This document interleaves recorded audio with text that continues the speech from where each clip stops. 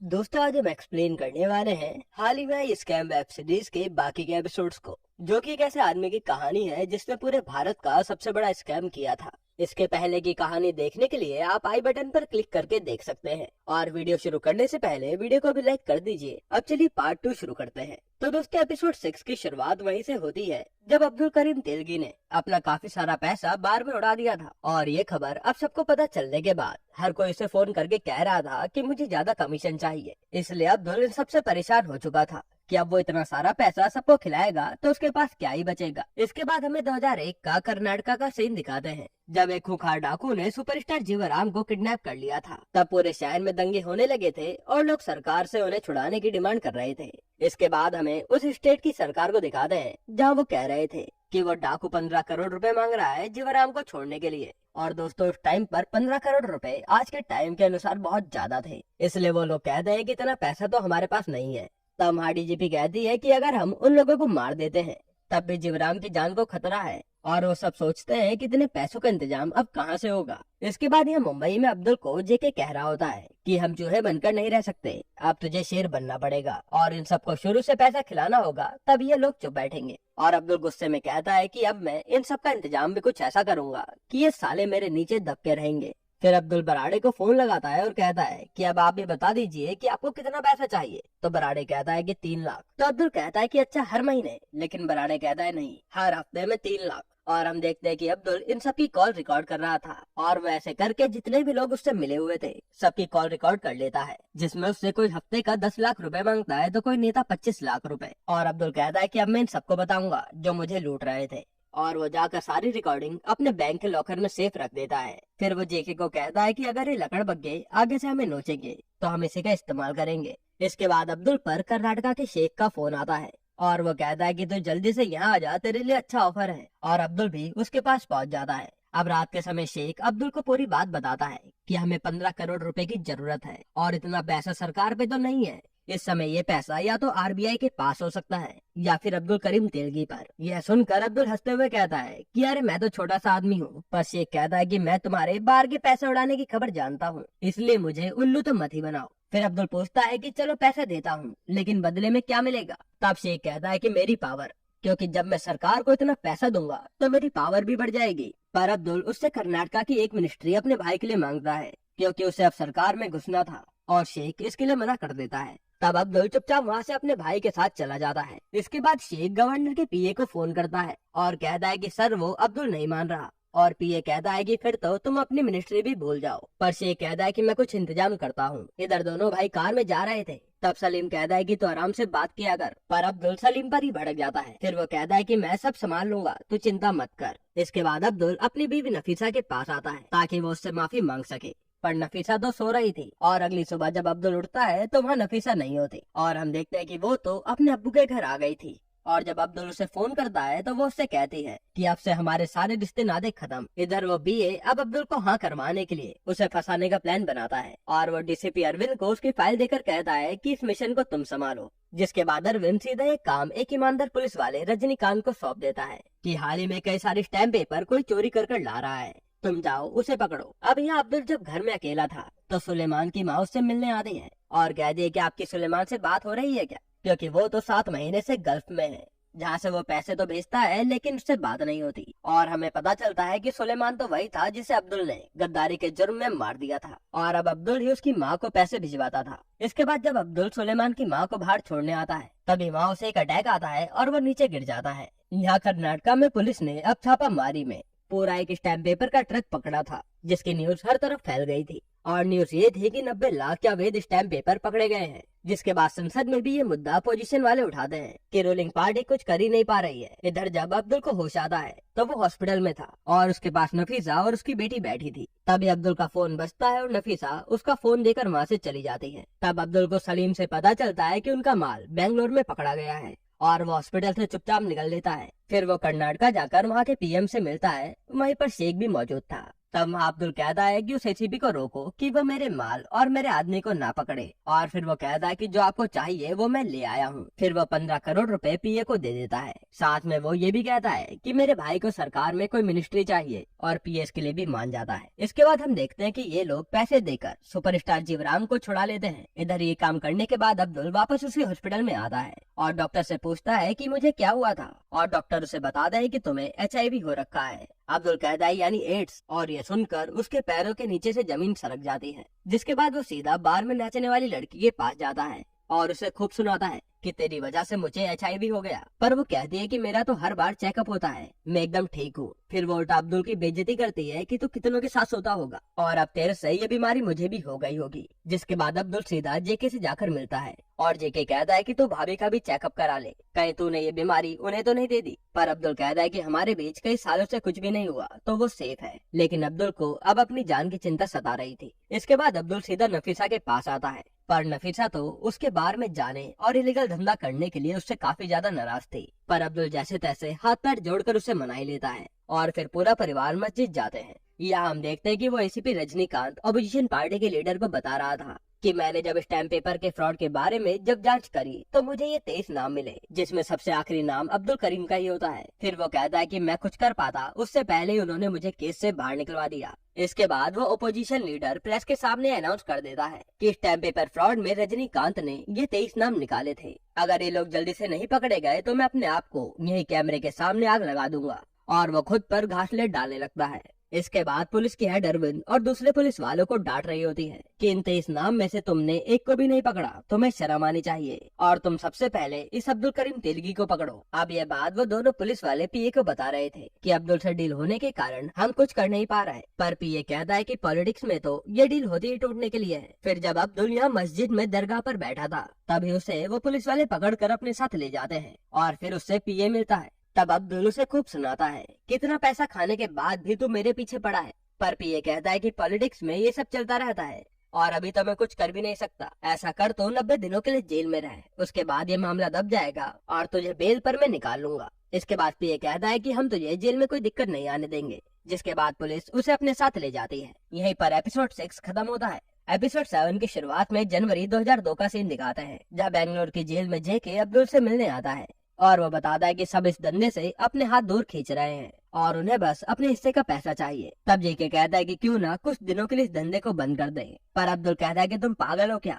जब तक मैं इस जेल में हूँ तुम इस धंधे को और भी ज्यादा बढ़ा लो, क्योंकि आगे जितना ज्यादा पैसा खिलाओगे उतना ही ज्यादा फायदा होगा। पर सलीम कहता है कि वो 15 करोड़ खिलाने का क्या फायदा हुआ। यह सुनकर अब्दुल कहता है कि ये सब उस शेख ने करवाया है, अब मैं उसे कहीं का नहीं छोड़ूंगा, अब तो वो सरकार से जाएगा। इसके बाद अब्दुल वॉइस ओवर के जरिए बताता है कि उस शेख ने मेरा काम बिगाड़ा था और सोचा बच जाएगा, पर अब मैं उसका नाम बिगाड़ूंगा। और फिर अखबार में खबर आती है कि स्टैम्प पेपर फ्रॉड में शेख भी शामिल है। इसके बाद वहाँ का अपोजिशन लीडर इसका बहुत बड़ा मुद्दा बनाकर पूरी पार्टी पर ये आरोप लगा देता है और यह पार्टी के अध्यक्ष इस आरोप को खारिज करने के लिए एक इन्वेस्टिगेशन ही बढ़ा देते हैं। और ये न्यूज अब्दुल और उसका वकील भी आराम से बैठकर सुन रहे थे। तब वकील बताता है कि अब शेख के आदमी बार बार सलीम को धमका रहे हैं, पर अब्दुल कहता है कि कोई बात नहीं, मिनिस्ट्री गई है तो कुछ दिन तो जलेगा ही। फिर वकील कहता है कि इन्वेस्टिगेशन बैठी तो हमारा नाम भी आएगा, पर अब्दुल कहता है कि नहीं, क्योंकि अभी सरकार फंसी पड़ी है, इसलिए वो मेरा नाम तो किसी भी हालत में नहीं आने देंगे। और फिर वो कहता है कि चाहे मुंबई की पुलिस हो या यहाँ की, हर कोई मेरी जेब में है। उसके बाद हम बेंगलोर पुलिस अकेडमी में देखते हैं, जहाँ इंस्पेक्टर सूर्य प्रताप उन लोगों को पुराने स्कैम के बारे में बता रहा था कि स्कैम करने वाले लोग सोचते कैसे हैं और कैसे लोगों का फायदा उठाते हैं। तभी उसे वहाँ डीजीपी मैम बुलाती है। फिर कार में डीजीपी मैम सूर्य को बताती है कि ये स्टैम्प पेपर फ्रॉड उलझता ही जा रहा है और अन्ना की पार्टी बार बार आरोप भी लगा रही है, इसलिए प्रेशर भी बहुत ज्यादा है। तब सूर्य कहता है कि आप ये बताओ कि मुझे सच में इन्वेस्टिगेशन करनी है या फिर कोई ढोंग करना है। लेकिन डीजीपी कहती है कि बस तुम उस शेख से दूर रहना, वरना सरकार फिर से अड़ंगे डालेगी, बाकी तुम पूरी इन्वेस्टिगेशन करो। और वो ये भी बताती है कि अब्दुल करीम की 3 महीने की सजा इस एक हफ्ते में खत्म होने वाली है, इसलिए वो कहती है कि तुम्हें जो भी सही लगे वो करो। फिर ये दोनों सीधा राजभवन के मिनिस्टर से मिलते हैं और डीजीपी उन्हें सबसे ब्रिलियंट ऑफिसर्स की टीम से मिलाती है। वो मिनिस्टर देखते ही कहता है कि बस इतनी छोटी टीम। तब सूर्य प्रताप कहता है कि जितने कम लोग होंगे उतना ज्यादा एक्शन होगा, और फिर उन लोगों को इस इन्वेस्टिगेशन में लगा दिया जाता है। इसके बाद हम हाई कोर्ट का सीन देखते हैं, जहां वकील अब्दुल करीम तेलगी को इंटरोगेट करने के लिए परमिशन मांगते हैं, पर जज कहता है कि पहले चार्जशीट दे दो, उसी के आधार पर परमिशन दूंगा। तभी वहाँ बैठी इंस्पेक्टर खड़ी होती है और कहती है कि सर हमारे पास चार्जशीट बनाने का समय नहीं है। वो अब्दुल इस हफ्ते जेल से बाहर निकल आएगा, इसलिए चार्जशीट फाइल करने के लिए हमें उससे मिलना पड़ेगा, और मिलने तो हमें दिया ही नहीं जा रहा। तब जज कहता है कि तुम एप्लीकेशन डाल दो, मैं देखता हूँ। इसके बाद ऑफिस में सूर्य प्रताप कहता है कि हम अब्दुल करीम को ऐसे तो नहीं जाने देंगे, और फिर वो सीधा इंस्पेक्टर रजनीकांत से जाकर मिलता है और वो उससे सब कुछ पूछता है कि ये 23 नाम तुम्हें इतनी जल्दी कहाँ से मिले।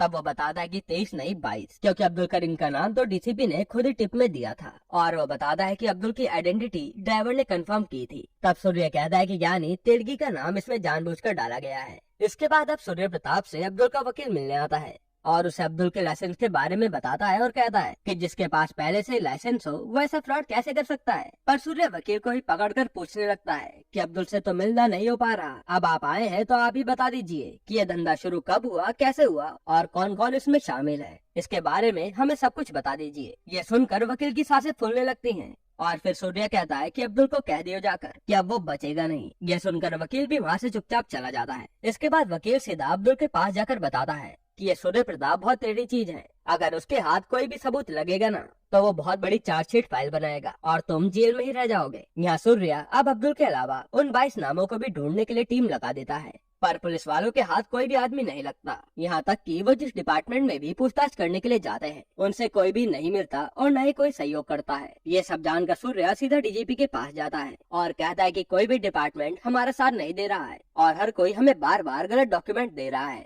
ताकि हमारे हाथ कुछ न लगे। और वो साथ में ये भी बताता है कि तिलगी के अलावा उस लिस्ट में 22 नाम सारे फेक थे, यानी ये सब कुछ अब्दुल को फंसाने के लिए ही किया गया था और अब तो एविडेंस न होने के कारण अब्दुल भी जेल से निकल जाएगा। तब डीजीपी कहती है कि ये काम इतना आसान होता तो मैं ये काम तुम्हें देती ही क्यों। तब सूर्य कहता है कि अच्छा आप उस स्टैम्प पेपर की तहकीकात करने की परमिशन दे दीजिए, बाकी मैं देख लूंगा। जिसके बाद वो परमिशन लेकर उन स्टैम्प पेपर को तोलने लगता है और उसके साथ ही कहता है कि 90 लाख का माल था, पर कैलकुलेशन करके सूर्य बताता है कि बस एक जीरो का अंतर आ रहा है। फिर स्टैम्प पेपर की तहकीकात करने के लिए सूर्य अपनी टीम के साथ मुंबई पहुंच जाता है और पहले जाकर उसी बार डांसर से मिलता है जो उससे कहती है कि अब्दुल तो मुझे कुछ भी नहीं बताता था, बस हालचाल पूछकर अपना काम निपटा कर चला जाता था। तो सूर्य पूछता है कि अच्छा वो काम क्या करता था। तब वो बताती है कि शादी के कार्ड छापने का बिजनेस है उसका। और फिर रात को सूर्य उसके कार्ड छापने वाली दुकान पर पहुंच जाता है और फिर दुकान का ताला तोड़ना शुरू करता है और हम देखते हैं कि अंदर तो जेक स्टैम्प पेपर ही छाप रहा था। तब सायरन बजता है और वो मशीनें रोक देता है। अब बाहर सूर्य के पास उस मोहल्ले के लोग इकट्ठे होने लगते हैं, ये कहकर कि पुलिस वालों की गुंडागर्दी नहीं चलेगी, और भीड़ देखकर सूर्य को वहाँ से भागना पड़ता है। इसके बाद सूर्य गाड़ी में अपने साथी को कहता है कि यहाँ के जरा पास्ट वाले डस्टबिन पर चलना, और वहाँ पर ज्यादा ही सूर्य को फटाफट स्टैम्प पेपर दिखता है। जिसके बाद सूर्य थोड़ा और टटोलता है तो उसे डस्टबिन में एक इंक का बॉक्स भी मिलता है और वो चेक करता है तो नया स्टैम्प पेपर और पुराना स्टैम्प पेपर एक जैसा ही लग रहा था और उसे सब कुछ समझ आने लगता है। अब कर्नाटक हाई कोर्ट में तिलगी की रिहाई की तारीख आती है और वकील कहता है कि उनके पास कोई चार्जशीट नहीं है, यानी कि तुम्हें आसानी से बेल मिल जाएगी। जिसके बाद वहाँ कोर्ट में एकदम से सरकारी वकील नई चार्जशीट जमा कर देता है, जिसे देखकर अब्दुल की तो हालत खराब हो जाती है और उसका वकील भी इसे खारिज करने के लिए कहता है। तभी वहाँ सूर्य प्रताप खड़ा होता है और कहता है कि सर मैं कुछ कहूँ, और जज उसे परमिशन दे देते हैं।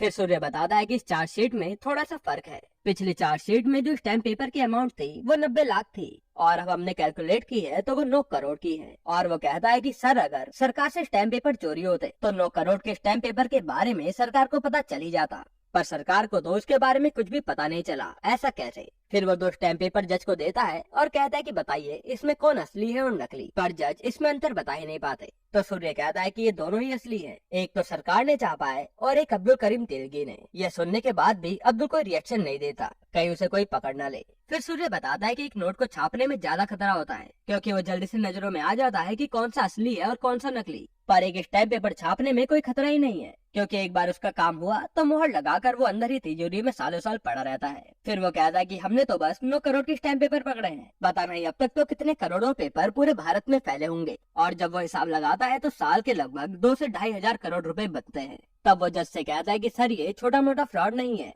ये पूरा एक स्कैम है। ये सुनकर अब्दुल की सांसें फूलने लग जाती हैं। इसके बाद अब्दुल की बेल खारिज हो जाती है और अब्दुल फोन पर पीए को हड़काने लगता है, कितना पैसा खाने के बाद भी तुम मेरी बेल नहीं करवा पाए। पर पीए उसे समझाता है कि तेरा नाम बड़े स्कैम में आया है, अब ये इतना आसान नहीं होने वाला। फिर पी अब्दुल को दिलासा देता है कि हम अगली तारीख पर तुझे छुड़ा लेंगे और वो फोन काट देता है। उसके बाद अब्दुल सीधा मुंबई पुलिस को फोन करता है कि मुझे कैसे भी करके यहाँ से बाहर निकालो, चाहे जितना भी पैसा लगे। और डोम्बे कहता है कि हाँ ठीक है, मैं बड़े सर से बात करता हूँ, तब तक तो उनके लिए 2 लाख रुपए भिजवा दे। और हम देखते हैं कि अब्दुल की ये सारी बातें वो इंस्पेक्टर फोन को टैप करके सुन रही थी। जिसके बाद सूर्या सीधा राजभवन जाकर उन्हें बताता है कि अब्दुल का ये स्कैम बहुत बड़ा है और इसमें तो कई मिनिस्टर भी शामिल हैं। तब वो कहता है कि ठीक है, लेकिन ये कांड मुंबई का है तो नाम भी मुंबई का ही आना चाहिए। और वहाँ खड़ा वही पीए कहता है कि आप अब्दुल के केस की फाइल हमें दे दीजिए ताकि हम संसद में सबको ये दिखा पाए। अब मुंबई की संसद में भी इस स्कैम को लेकर बहुत बड़ा बवाल हो रखा था कि अब इस पर जांच होनी चाहिए। जिसके बाद वहाँ की रूलिंग पार्टी बात करती है कि अब्दुल ने सबको पैसा खिलाया है, फिर भी इतना बवाल हो रहा है। ऐसा करो, उसे पुणे की जेल में भिजवा दो, वहाँ मेरा आदमी उसे संभालेगा। फिर हमें पुणे में जगदीश सूरी को दिखाते हैं,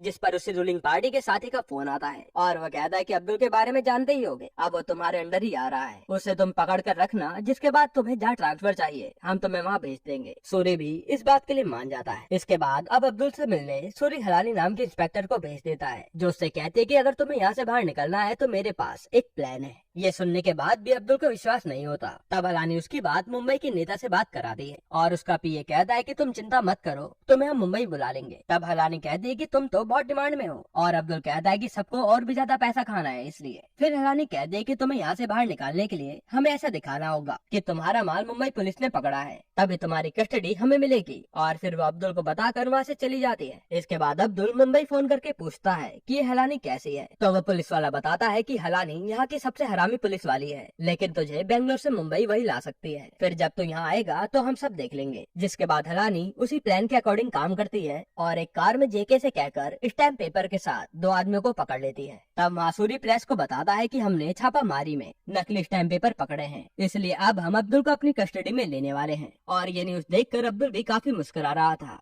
कि अब वो बच जाएगा। इसके बाद अब्दुल पर पुलिस वाला फोन करके बताता है कि तेरी कस्टडी की बात शुरू हो चुकी है। और ये सब सूर्य प्रताप फोन टैप करके सुन रहा था, जहां अब्दुल उस पुलिस वाले को कहता है कि मेरे कर्नाटका से मुंबई आते ही मैं एक बहुत बड़ी छलांग लगाऊंगा और इतना पैसा कमाऊंगा कि हम सब मालामाल हो जाएंगे। यहीं पर एपिसोड 7 खत्म होता है। एपिसोड 8 की शुरुआत में डीजीपी और सूर्य सीधा वहाँ के नेता के पास जाते हैं और अब्दुल करीम के बारे में बताते हैं कि ये उसकी कॉल रिकॉर्डिंग है, जिसमें वो पुलिस वालों से बात कर रहा है कि वो मुंबई आकर क्या क्या करने वाला है। तब सूर्य कहता है कि हम अब्दुल को ऐसे ही यहाँ से नहीं जाने दे सकते और फिर वो नेता उनकी कॉल रिकॉर्डिंग्स अपने पास रख लेता है जांच के लिए। फिर सूर्य डीजीपी मैम को बताता है कि इसका बैकअप है हमारे पास और शायद ये भी लोग मिले हुए हैं। अंदर उस नेता का पीए यही बात कर रहा होता है कि हमें कैसे भी करके तेलगी को यही रोकना होगा, वरना हम सब फंस सकते हैं। जिसके बाद वो नेता संसद में कहता है कि अब्दुल पर यहाँ एसआईटी द्वारा इंक्वायरी चल रही है, इसलिए हम उसे अभी मुंबई नहीं भेज सकते। और ये न्यूज देखकर अब्दुल पीए को फोन लगाता है,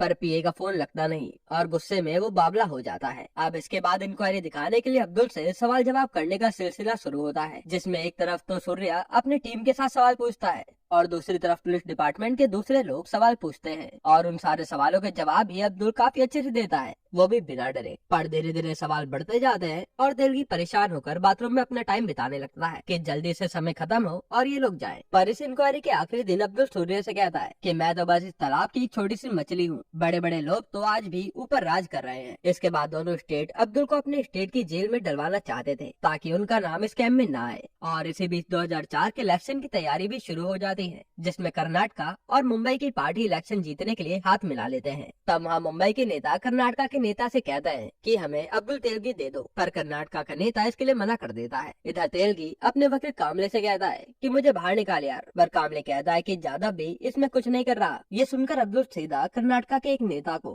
काफी सारा पैसा इलेक्शन जीतने के लिए भिजवा देता है और फिर कर्नाटका की जेल से अब्दुल को सीधा पुणे ट्रांसफर कर दिया जाता है और उसकी जगह वहाँ के नेता सारा इल्जाम शेख पर डाल देते हैं। अब इसके बाद अब्दुल पुणे की जेल में होता है और रात को जब अब्दुल खाना खा रहा होता है तब वहाँ 2 पुलिस वाले आते हैं और उसे खूब मारते हैं, ये कहकर कि यहाँ के नेता का नाम अगर कहीं भी लिया ना तो तुझे यही जेल में मार देंगे। तब गुस्से में अब्दुल सीधा कामले से फोन करके पूछता है यहाँ पुणे में मेरा उससे भी बदतर हाल हो रहा है। तब कामले कहता है कि ये नेता लोगों ने तेरे साथ गेम खेला है और अब पता भी नहीं तो कब तक बाहर आएगा। ये सुनकर अब्दुल टेंशन के मारे चक्कर खाकर बेहोश हो जाता है और उसे सपने में मरा हुआ सुलेमान ही नजर आता है। फिर थोड़ी देर बाद उसे वही पुलिस वाले लात मार मार कर उठाते हैं और फिर दोबारा उसे मारते हैं। तब अब्दुल कहता है कि मुझे एड्स है, अब मुझे दोबारा मारा ना तो तुम दोनों में भी फैला दूंगा, और डर के मारे वो दोनों वहाँ से चले जाते हैं। इसके बाद अब्दुल को अब इस जेल से निकलने का नया आइडिया आता है और वो अब सुलेमान की मौत का इल्जाम ही अपने सर पर ले लेता है और कामले के जरिए पुलिस वालों को भी ये बात बता देता है ताकि वो लोग उसे पुणे की जेल से निकालकर सीधा अपनी मुंबई की जेल में ले आए। पुलिस वाले भी पैसे के लालच में यही केस बनाते हैं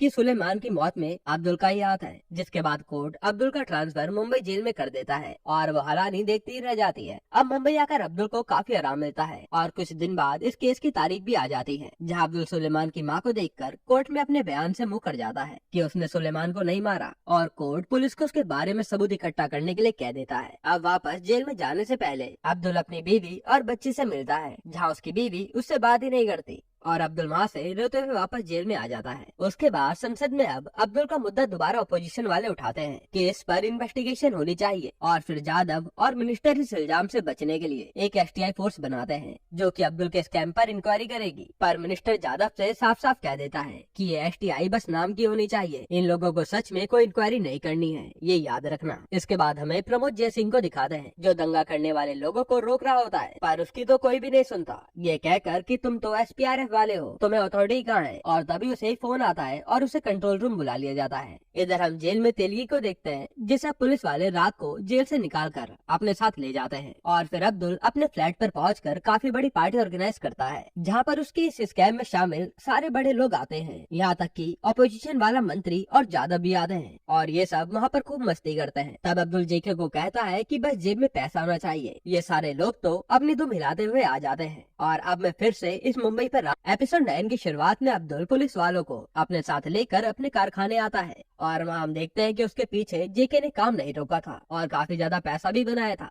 इसलिए अब्दुल सबको धन्यवाद करता है और कहता है कि अब हम इन पैसों से सरकार पर भी राज करेंगे और कानून भी हमारी जेब में होगा। और हमें पता चलता है कि अब अब्दुल को लोग करीम लाला नाम से पहचानने लगे हैं। इसके बाद हमें मुंबई की एसटीआई टीम को दिखाते हैं जिसमें सारे बूढ़े लोग बैठे थे और वहाँ उनका हेड बनकर आता है प्रमोद जयचंद। वहाँ वो बूढ़े लोग उसे कहते हैं कि सर ये इंक्वायरी बस टाइम पास के लिए बैठाई गई है, इसलिए तो हमें अपॉइंट किया है, अब आप भी बस आराम करिए, यहाँ कुछ करने लायक नहीं है। यह देखकर जयचंद भी निराश हो जाता है। इसके बाद वो सीधा सूर्य से जाकर मिलता है और वहाँ सूर्य उसे कहता है कि अगर तुम सच में काम करना चाहते हो तो बताओ, मेरे पास तुम्हारे लिए कुछ है। और सूर्य कहता है कि पहले तुम अपनी घड़ी दिखाओ। फिर जयचंद उसे अपनी घड़ी दिखाता है तो सूर्य कहता है कि अभी तक अब्दुल ने तुम्हें रोलेक्स नहीं दी, जल्दी वो तुम्हें भी खरीद लेगा। पर जयचंद कहता है कि वो हमारी एसआई टीम पर ध्यान ही नहीं देगा क्योंकि हमारी टीम ही टाइम पास के लिए बनाई गई है। यह सुनकर सूर्य उसे अब्दुल से जुड़े सारे डॉक्यूमेंट्स दे देता है और कहता है अब तुम संभालो। इसके बाद जयचंद अपने ऑफिस आकर ये सारी फाइल साथियों में बांट देता है कि अब इंक्वायरी तो हम ही करेंगे। फिर हम नासिक प्रिंटिंग प्रेस में देखते हैं जहाँ जयचंद की टीम वहाँ के हेड से बात कर रही थी कि आपने तो माल कम छापा था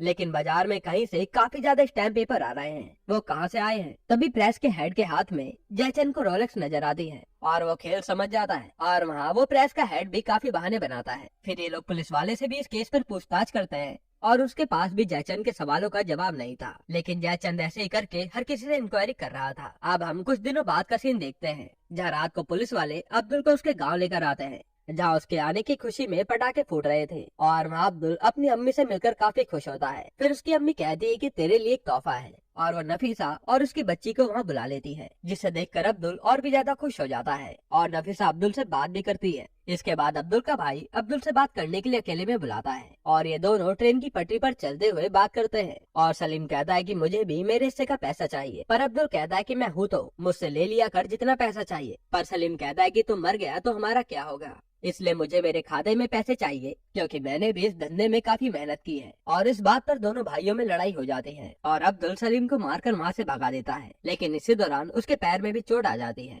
फिर अब्दुल वापस अपनी हवेली पे आता है और वह अपने भाई को जलाने के लिए ये अनाउंस कर देता है कि आज आप मुझसे मिलने आए हैं, इसी खुशी में आप सबको जो जो चाहिए वो मुझसे मांग लीजिए। और वो सबकी डिमांड सुनकर चीजें देने लगता है। यह देखकर सलीम गुस्से में वहाँ से चला जाता है कि मुझे तो ये कुछ नहीं दे रहा और लोगों में बांट रहा है। इधर अब अगले दिन जब बार में अब्दुल के खास पुलिस वाले पैसा लुटा रहे होते हैं तभी उन्हें वहाँ जयचंद की टीम आकर पकड़ लेती है और फिर वो उनसे सुलेमान की केस की फाइल मांगते हैं। अब जयचंद की पावर के कारण वो उसे फाइल भी देने के लिए तैयार हो जाते हैं। इसके बाद जयचंद हलानी से जाकर पूछताछ करता है कि आपने स्टैम्प पेपर की गाड़ी कैसे पकड़ी और कहाँ पकड़ी, और हलानी भी उन सबका जवाब घुमा फिरा कर देती है। पर जयचंद को अभी भी उसके सवालों के जवाब नहीं मिले थे और वो सीधा जाकर कमिश्नर सूरी से बात करने की सोचता है, पर सूरी उन्हें ये कहकर टाल देता है कि आज मैं थोड़ा बिजी हूँ, आप फिर कभी आइएगा। इसके बाद जब ये बात वहाँ धूमल को पता चलती है तो वो जादव पर खूब भड़कता है कि वो लोग इंक्वायरी इतना सीरियसली क्यों कर रहे हैं। तब जादव कहता है कि मैं ये मामला संभालता हूँ। फिर जादव सीधा जयचंद से मिलता है और पूछता है कि इंक्वायरी में क्या क्या मिला। तो वो बताता है कि सर, इस स्कैम में बड़े बड़े नेता शामिल हैं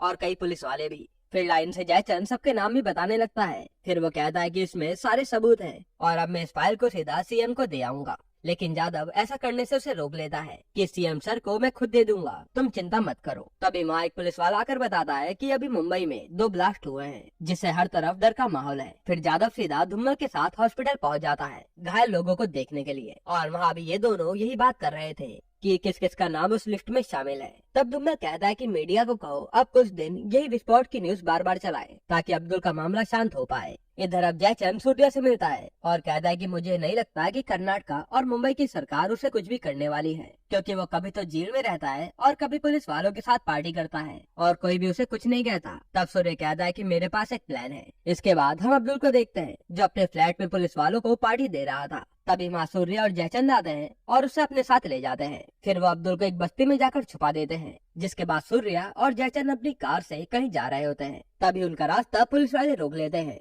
और कहते कि आप अब्दुल को ऐसे ही नहीं ले जा सकते, वरना आप पर इंक्वायरी बैठ जाएगी। और जब पुलिस वाले कार में देखते हैं तो अब्दुल वहाँ होता ही नहीं है और सूर्य कहता है कि अब क्या करोगे, कैसे बताओगे कि अब्दुल तो पुलिस की हिरासत से ही गायब हो गया है। ये सुनकर उस पुलिस वाले की हालत खराब हो जाती है। इधर हम अब्दुल को देखते हैं जिसे सूर्या के साथ ही ट्रेन में बैठाकर अपने साथ कर्नाटका ले जा रहे थे। यहाँ सूर्य और जयचंद सूर्य से मिलते हैं और वो उन पर भड़कने लगता है। तब सूर्य कहता है कि जाओ मीडिया में बता दो कि हमने अब्दुल को दिन दहाड़े उसके घर से उठाया है, लेकिन होना तो उसे जेल में चाहिए था। ये जानकर सूर्य भी कुछ नहीं कर पाता। तब सूर्य उसे 2 शर्त बताता है कि आप पहले तो रावत की टीम यानी अब्दुल के खास आदमियों को सस्पेंड कीजिए और दूसरी आप अब्दुल को कर्नाटका जेल ट्रांसफर कर दीजिए, क्योंकि वो वहाँ तो पहुँच ही चुका है। इसके बाद हम एक रिपोर्टर को देखते हैं जिसपे फोन आता है कि अगर आपको एक मसालेदार न्यूज चाहिए तो पार्क में आकर मिलो, और वहाँ उसे एक बच्चा फाइल देकर वहाँ से चला जाता है। जब वो रिपोर्टर संजय उन फाइल्स को पढ़ता है तो उसमें अब्दुल के केस की डिटेल्स थी और वो ये लेकर सीधा अपने बॉस को दिखाता है कि इतने सारे पुलिस वाले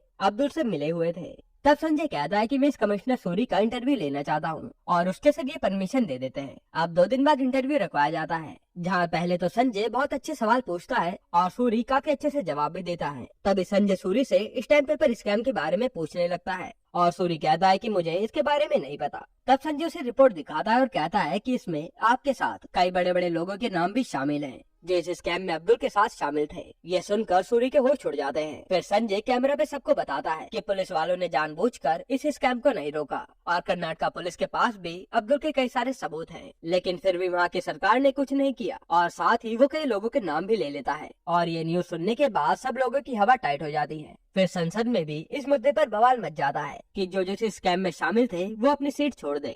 यहाँ अब्दुल के पास कामले आता है और वो बताता है कि अब तुम्हारे लिए मुंबई पुलिस वालों ने भी हाथ खड़े कर लिए हैं। इसके बाद हम जादव को देखते हैं जो अब्दुल का गोडाउन का एड्रेस सूरी को बताता है ताकि वो वहाँ उसके माल पर छापा मार सके और वो सब अपनी इमेज बचा पाए, और सूरी भी ऐसा ही करता है। फिर वो मीडिया के सामने बयान देता है कि हमने अब कर्नाटका पुलिस के साथ हाथ मिलाया है ताकि हम इस अब्दुल के स्कैम को रोक सके। जिसके बाद अखबार में छपता है कि पुलिस वालों ने 2000 करोड़ के इलीगल स्टैम्प पेपर को जब्त किया है और इससे पुलिस पर उंगलियां उठनी थोड़ी कम हो जाती है। इसके बाद कर्नाटका जेल में अब्दुल के पास जेके और कामले बताते हैं कि जादव अपने ही गोडाउन पर रेड करवा रहा है, पर अब्दुल कहता है कि कोई बात नहीं, हम समय आने पर जादव को भी देख लेंगे। यहीं पर एपिसोड 9 खत्म होता है। एपिसोड 10 की शुरुआत में दत्ता दादा नाम के सोशलिस्ट इस स्कैम पर पीआई फाइल कर देते हैं ताकि पुलिस तेजी से इस स्कैम को सुलझा पाए। अब यहाँ जब जादव एक कंपटीशन में सूर्य के साथ आया हुआ था तब वहाँ सूर्य उसे बताता है कि इंक्वायरी में अब वो भी फंस सकता है, और वो कहता है कि मैंने तो इसीलिए रिटायरमेंट के लिए अप्लाई किया था, लेकिन अब मेरा नाम इसमें आया तो मेरे लग जाएंगे। पर जादव कहता है कि तू चिंता मत कर। फिर हम डोमे को देखते हैं जिस पर अब्दुल का फोन आता है और कहता है कि ये दत्ता दादा कौन है जो मेरे लिए पीआई फाइल कर रहा है। तब डोमे कहता है कि तू डर मत, कुछ नहीं होगा, और वो एसआईटी वाले भी हमारा कुछ नहीं बिगाड़ सकते। फिर जैसे डोमे फोन रखता है उसके सामने एसआईटी से जयचंद ही बैठा था और वो सीधा डोम्बे को अरेस्ट कर लेता है। क्योंकि इस PIL के बाद जयचंद की पावर और भी ज्यादा बढ़ा दी गई थी ताकि वो जल्दी से ही केस निपटा पाए। जिसके बाद जयचंद लाइन से अब्दुल के सारे साथियों को अरेस्ट कर लेता है और यही ऑर्डर कर्नाटका कैबिनेट में भी पहुंच जाता है, जहां के कई पुलिस वालों को सूर्या पकड़कर अंदर डाल देता है। इसके बाद कामले अब्दुल को बताता है कि अब तो सारा काम ठप हो चुका है और हमारी कोई सुनने भी वाला नहीं है। तब अब्दुल कहता है कि मुझे पब्लिक के सामने दिखाना पड़ेगा कि इस स्कैम में मैं अकेला नहीं था जिसने क्राइम किया है। इसमें मेरे साथ पुलिस से लेकर सारे नेता शामिल थे, पर अंत में तो मैं ही फंसा। इसके बाद हम 2004 में मुंबई में जादवों को देखते हैं जो चुनाव जीतकर दोबारा सत्ता में आ जाते हैं और यहाँ अब्दुल अभी भी जेल में फंसा हुआ था। तब उसके पास उसकी अम्मी का फोन आता है जो उससे कहते हैं कि एक बार तो मुझसे आकर मिल ले बस। पर अब्दुल तो वहाँ उसके पास जा ही नहीं सकता था। इधर सूर्या और DGP बात करते हैं कि ये अब्दुल से सच कैसे निकलवाएं। तो DGP कहती है कि नार्को टेस्ट, पर वहाँ खड़ी उनकी जूनियर कहती है कि इसकी परमिशन मिलना बहुत मुश्किल है क्योंकि अब तक देश में बस 2 बार ये टेस्ट हुआ है। और DGP इसके लिए अप्लाई कर देती है और उन्हें परमिशन भी मिल जाती है। जिसके बाद सूर्या नार्को टेस्ट के फॉर्म को अब्दुल के पास लाता है और कहता है कि तुम इस पर साइन कर दो, तभी हम तुम्हारा ये टेस्ट कर पाएंगे, इससे तुम आराम से सच बोल दोगे। फिर अब्दुल थोड़ी देर कुछ सोचता है और फिर साइन करके टेस्ट के लिए मान जाता है क्योंकि अब्दुल का मानना था कि जिसने मुझे फंसाया है उसे भी तो सबक मिले। अब अगले दिन नार्को टेस्ट शुरू होता है जहाँ अब्दुल पूछने पर बेहोशी की हालत में बताता है कि मेरे साथ जादव, डुमला और शेख जैसे कई नेता शामिल थे और ये टेस्ट न्यूज पर भी चलाया जा रहा था। जिसके बाद पूरे देश में इसी की चर्चा होने लगती है और जादव, डुमला वगैरह सब अपना नाम चुपचाप सुनते रहते हैं। बाहर कामले भी मीडिया में यही कहता है कि अब्दुल तो बस एक नौरा है, बाकी प्यादे तो बाहर बैठे हैं। अब समय ऐसे ही बीत जाता है और उन नेताओं का कुछ भी नहीं होता और हमें 2005 का सीन दिखाते हैं